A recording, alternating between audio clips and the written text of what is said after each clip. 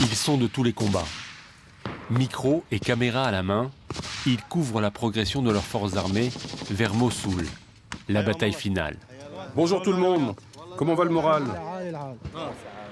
Ces reporters de guerre seraient 1500 sur le terrain. Une couverture exceptionnelle pour gagner la guerre de la communication contre Daesh.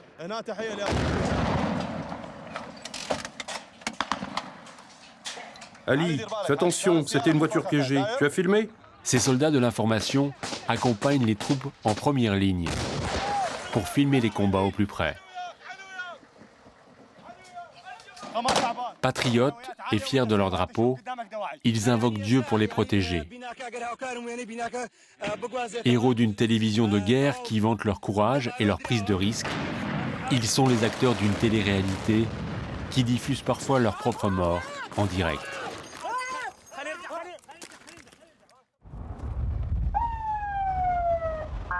Au nord-est de Bagdad, la province de Diyala a été récemment libérée de l'occupation de Daesh.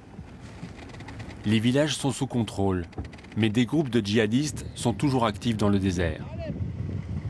Les forces armées souhaitent en finir et se déplacent avec d'imposantes colonnes blindées, régulièrement attaquées. 8 membres des forces de police ont été tués il y a quelques jours. En éclaireur, des unités de SWAT, les forces antiterroristes, fouillent le désert en amont d'un barrage.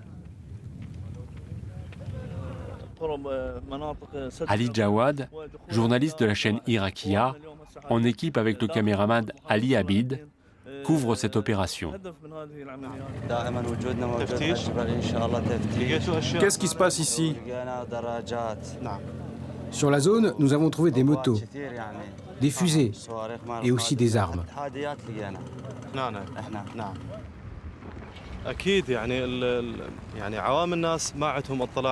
La majorité des Irakiens ne savent pas ce qui se passe dans cette zone, ni les efforts réalisés par nos forces.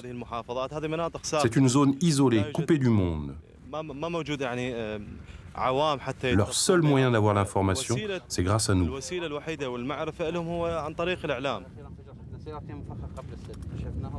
Les SWAT s'assurent que les maisons isolées ne sont pas occupées.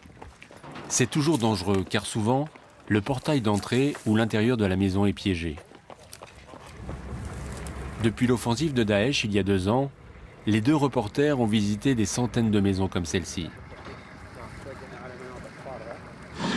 Cette maison qui a été occupée par les bandits de Daesh est remplie d'armes.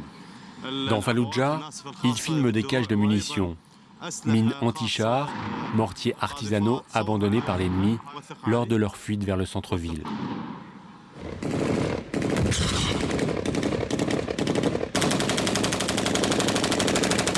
Tikrit, Ramadi, Anbar, les journalistes vont sur tous les terrains d'opération. Parfois, l'ennemi est à moins de 10 mètres, de l'autre côté d'un talus. Nous sommes sur la première ligne de front. L'ennemi est à quelques mètres, comme vous pouvez le voir.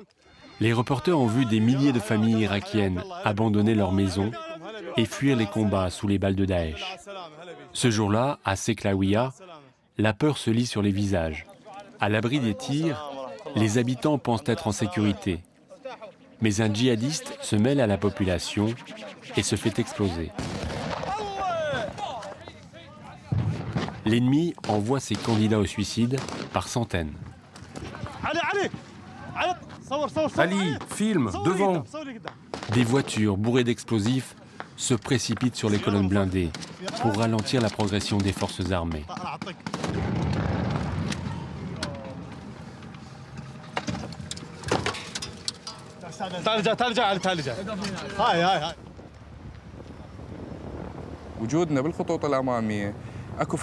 Nous sommes en première ligne. Nous sommes là pour capter les sensations des combattants. C'est là que vous mesurez la peur. Vous captez la joie, l'excitation. Une fois qu'ils ont nettoyé la zone, ils ôtent le drapeau de Daesh et mettent le drapeau irakien. C'est la preuve de la victoire et nous sommes là pour filmer ça. Ces instants sont inoubliables.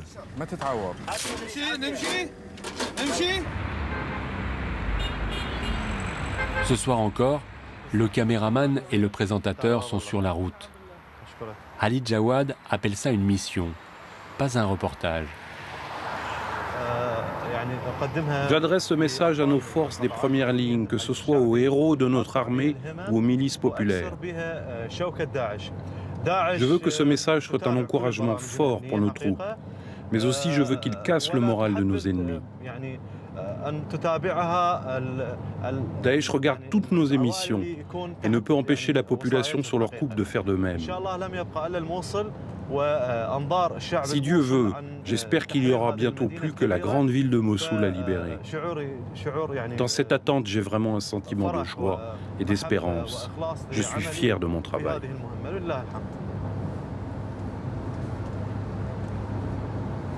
Les tournages se déclenchent souvent la nuit. Au milieu des combats, l'équipe filme les offensives de l'armée régulière avec une caméra de vision nocturne. Imperturbable, Ali fait son plateau au milieu des échanges de balles. Ali, on avance, viens, filme.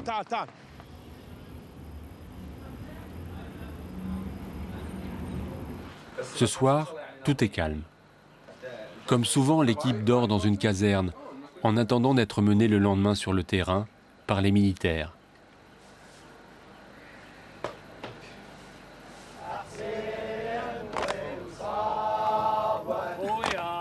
Le commandant du régiment les invite à partager l'harissa.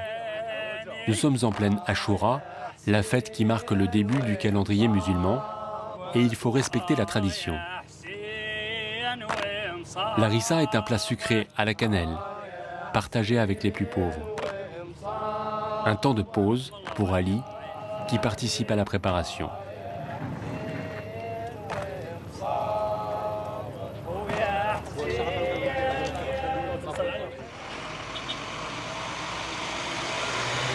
À la sortie de Bagdad, les colonnes blindées se succèdent. 30 000 combattants convergent vers la route du Nord. Aucun doute, la bataille de Mossoul se prépare. La période promet d'être intense pour les correspondants de guerre irakiens. Une équipe de la télévision Hachid Chabi couvre ces préparatifs. Hachid Chabi est le canal officiel de la mobilisation populaire. Ahmed Kadoum, 32 ans, enchaîne les reportages depuis le début de la contre-offensive, il y a 2 ans. Il raconte au jour le jour la vie de cette armée de volontaires, 120 000 hommes de toutes origines qui combattent aux côtés des forces régulières pour libérer le territoire. On va les battre. Que Dieu maudisse Daesh et ses partisans. Venus de Nadjaf, des religieux chiites, envoyés d'Ali Sistani, s'assurent que l'offensive s'organise dans les meilleures conditions. Ali Sistani est à l'origine de la fatwa qui a ordonné le rassemblement des mobilisations populaires. Si vous regardez autour de vous, cette zone est occupée par des chiites, des sunnites, des chrétiens et des yazidis. Nous leur avons rendu visite et échangé avec eux sans problème. Notre chef bien-aimé, Sistani, insiste beaucoup pour éviter toute division. Il ne faut faire aucune différence entre les Irakiens, quelle que soit leur religion ou leur ethnie. Tous les Irakiens sont égaux. Ahmed se considère comme un soldat de l'information. Tout à fait. Le reporter de guerre peut être considéré comme un combattant. Avec ma caméra, je participe d'une certaine manière au combat, surtout que j'ai vécu plusieurs guerres.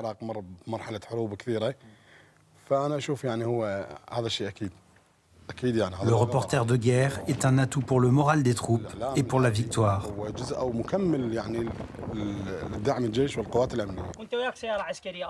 Il faut s'identifier pour passer les checkpoints si on veut emprunter la seule route qui mène vers Mossoul.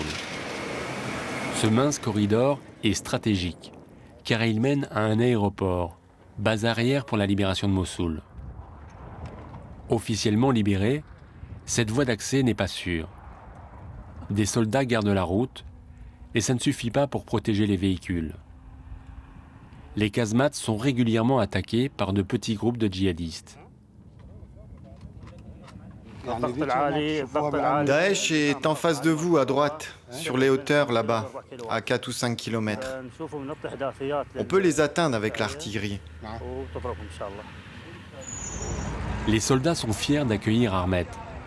Ils regardent ces reportages sur leur téléphone et espèrent qu'ils en seront bientôt les héros.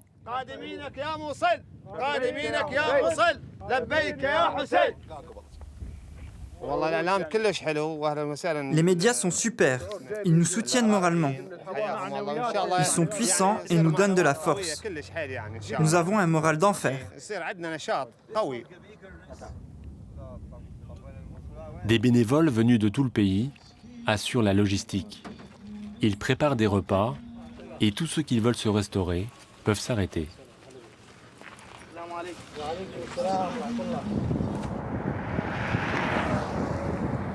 Sur la route, des carcasses de voitures et de camions marquent l'empreinte des attaques de Daesh. Encore une attaque.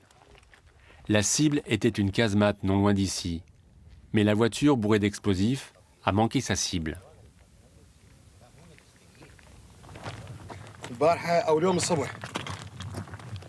Ce matin, il y a eu une attaque à la voiture piégée. La voiture venait de là et se dirigeait vers cette zone là-bas avant de croiser et de percuter ce camion de transport de matériel.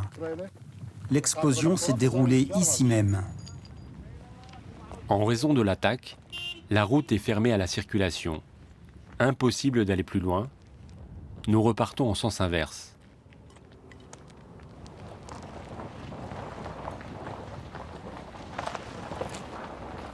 Sur le chemin du retour, Ahmed s'arrête à Beiji. Ici, les combats ont été intenses pour reprendre l'un des fiefs de Daesh. C'est une ville fantôme, vidée de ses habitants. La plupart des maisons ont été piégées par Daesh avant leur départ.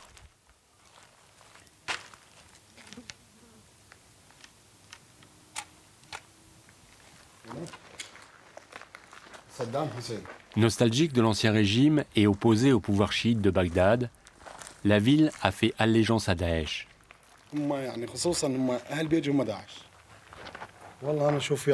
Les gens d'ici sont de vrais partisans de Daesh. Vous voyez toutes ces destructions, c'est l'œuvre de l'occupant. Ce sera difficile pour les habitants de revenir un jour ici. Daesh a tout détruit malgré le soutien des habitants de Beiji. On le comprend, Ahmed n'aime pas beaucoup ces sunnites qui ont choisi le camp de l'occupant. Ces reportages s'adressent en priorité aux chiites. À l'image de la société irakienne, la télévision est divisée par communauté.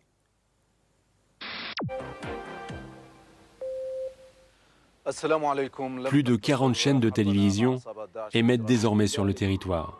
Chiites, sunnites, kurdes, chrétiens et tous les partis politiques. Dijla est la chaîne des sunnites. Ouna Bagdad est une chaîne chiite opposée au gouvernement. Al-Forat, l'Euphrate, est la chaîne du Conseil supérieur islamique, parti politique financé par l'Iran.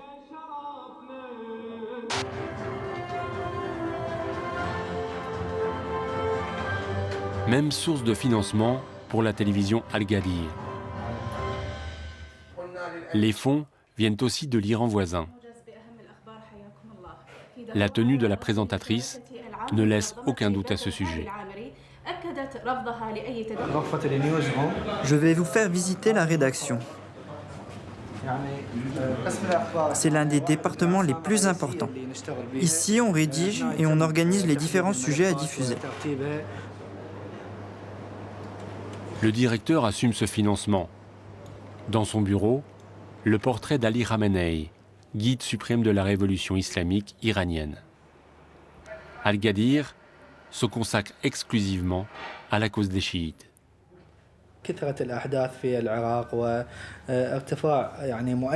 L'accumulation des événements depuis quelques années a favorisé l'explosion de médias d'information de toute nature.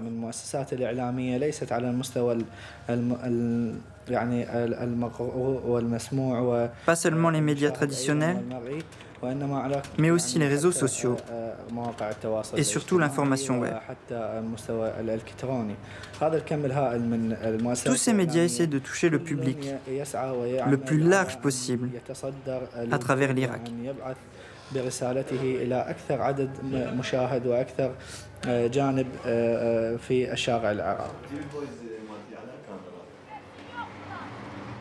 Dans ce paysage audiovisuel, une exception. La chaîne NRT refuse les aides de l'État qui financent les médias irakiens. NRT est la propriété d'un riche homme d'affaires d'origine kurde qui laisse la rédaction indépendante. Son directeur dénonce le manque d'ouverture de la télévision irakienne.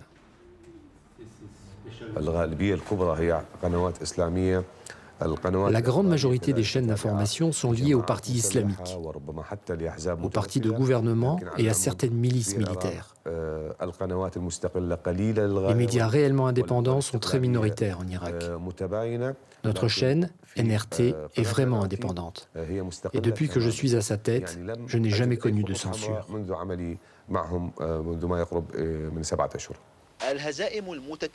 Quelle que soit la chaîne, la bataille de Mossoul occupe tous les écrans. Des clips de propagande appellent à la mobilisation armée.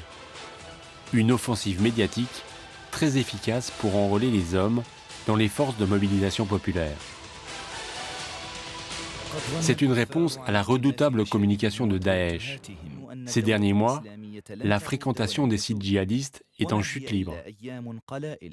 Wael Adil Assam, le ministre de l'Information, a été tué par un bombardement américain.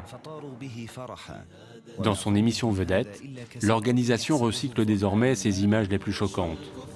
Sur le terrain militaire, comme sur celui de la communication, Daesh vacille.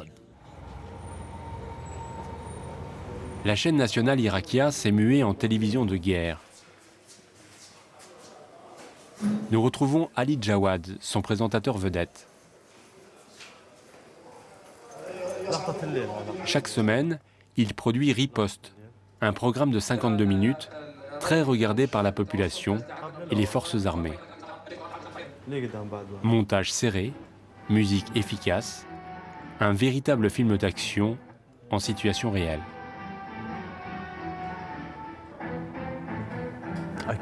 Ce genre d'émission participe à la mobilisation de la société irakienne. Nous construisons une conscience collective nationale et nous montrons à tous ce que représente le danger Daesh. Ali Jawad et son coéquipier caméraman ont plusieurs fois échappé à la mort. Une balle dans la jambe, puis quelques semaines plus tard, de graves brûlures après l'explosion d'une roquette. Ali a interrompu son programme. Une parenthèse pendant laquelle il passe un peu de temps avec son épouse et ses 6 enfants. Mais à l'heure du déjeuner, son émission est rediffusée à la télévision. Le travail n'est jamais loin et son portable reste toujours branché.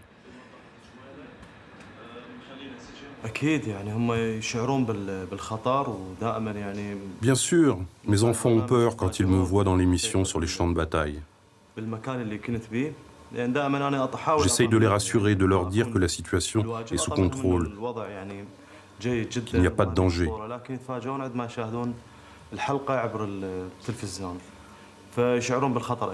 Malgré ça, à chaque émission, ils ont peur.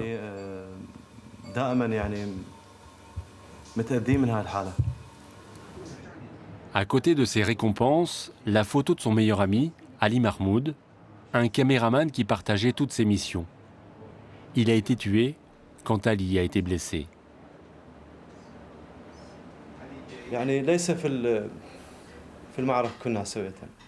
Nous n'étions pas seulement collègues, nous étions aussi des amis dans la vie.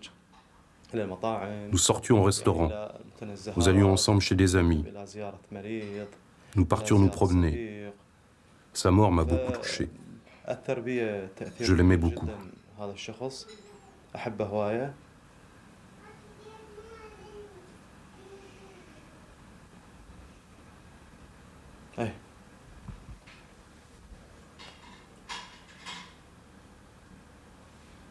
Les portraits des reporters martyrs s'affichent en grand sur les murs pour honorer leur mémoire. 10 journalistes tués et 30 blessés depuis le début de l'offensive contre Daesh, il y a 2 ans. 450 morts depuis 2003. Plus que pendant toute la Seconde Guerre mondiale ou la guerre du Vietnam. Blessé par un sniper de Daesh, Ali Amjad a perdu l'usage de ses jambes, mais il espère pourtant reprendre son travail de caméraman dès qu'il sera appareillé. Aujourd'hui, je ne veux pas dépendre de la société en tant qu'handicapé. Même si on ne m'aide pas ou que je n'ai pas l'autorisation, je veux exercer mon métier. Je peux être utile autrement, pas forcément sur le champ de bataille. Mais je veux reprendre ma mission de reporter de guerre. Un jour, je reviendrai. L'offensive sur Mossoul n'est plus qu'une question d'heures. L'Irak met de gros moyens à disposition des centaines de journalistes qui débarquent pour suivre la bataille. 25 camions de transmission satellite, 10 voitures équipées de connexion Internet pour diffuser la bataille en direct.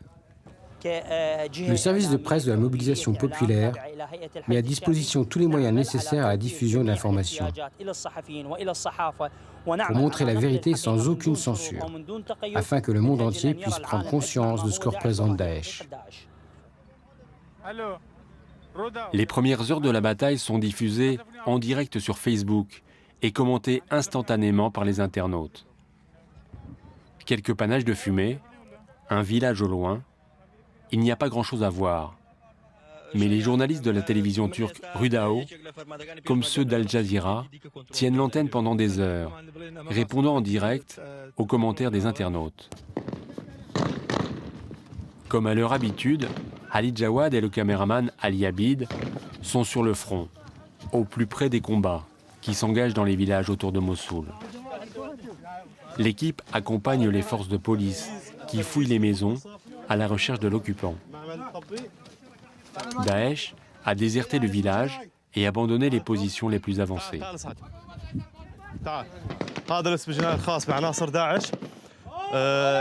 C'est une position désertée par Daesh. Là, vous avez un lance-missile artisanal. Fais attention, ça peut être piégé. Ali accompagne un soldat qui revient au pays et participe à la libération de son village natal. Les gars de Daesh, je les connais tous. Des membres de ma propre famille en font partie, mes 2 cousins. Ma mère a su que j'avais été blessé, elle voulait venir me voir. Ses 2 cousins l'ont attrapé et lui ont donné 100 coups de fouet. Où est ton père? Voilà mon père. Il va retrouver son père après une séparation de plus de 2 ans et demi.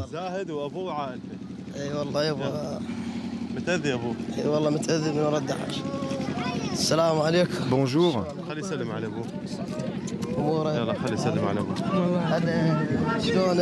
Bonjour.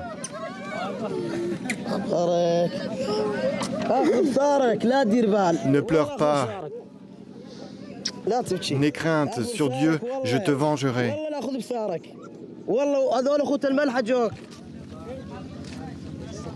Cette séquence sera en bonne position dans la prochaine émission.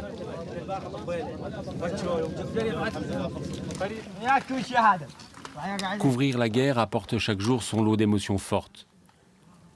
Que fera Ali une fois Daesh défait et la guerre terminée?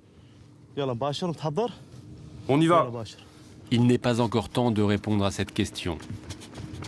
Le tourbillon de la guerre emporte l'équipe de reporters vers le cœur de Mossoul.